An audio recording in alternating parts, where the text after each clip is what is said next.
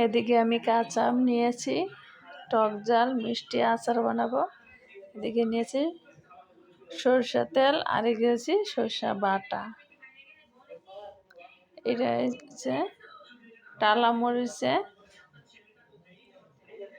মরিচটা আমি আগে শিলপাটায় বেটে নিয়েছি, আপনারা গুঁড়োও দিতে পারেন। আমি মরিচটা তেলে দিয়ে দিয়েছি। এখানে যে কীভাবে হয়েছে ফেনা রয়েছে, এভাবে দিয়ে দিছি তেজপাতা, দারচিনি,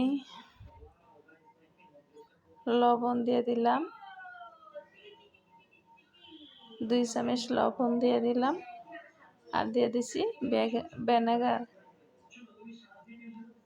ভিনেগার দিয়ে দিলাম, দিয়ে আবার একটু লাড়া দিয়া এখন দিয়ে দিব আমটা। এই যে আমটা শুকিয়ে নিছি দেখছেন। এখন দিয়ে দিব আমটা দিয়ে দিলাম।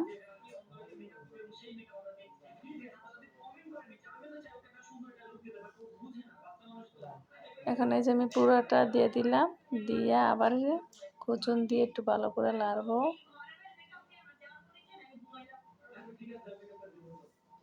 এখন দিয়ে দিলাম চিনি,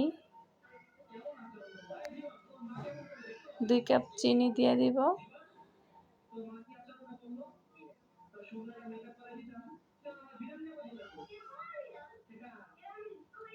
এখন আমি ভালো করে একটু লাড়া দিয়া শুধু লাড়তে থাকবো, না তো নিচটা লেগে যাবে।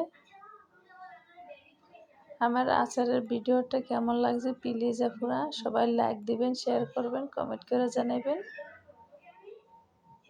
নতুন নতুন রেসিপি ভিডিও পাওয়া যাবেন প্লিজ আপনারা। এখন দিয়ে দিলাম পাঁচফোড়নটা একটু আদা বাগা করে নিয়েছি, বেশি মিক্স করি নেই। পাঁচফোড়নটা আমি আগে টেলে তারপরে আমি শিলপাটা একটু আদা ভাঙা করে নিছি। মাশাআল্লাহ, দেখছেন কালারটা কিরকম আছে।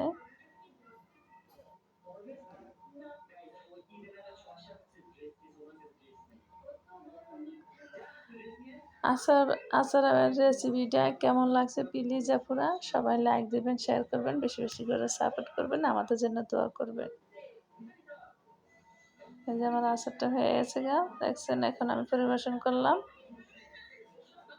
মাশাআল্লাহ, অনেক সুন্দর। ভিডিওটা কেমন লাগছে সবাই লাইক দিবেন, শেয়ার করবেন, কমেন্ট করে জানাবেন।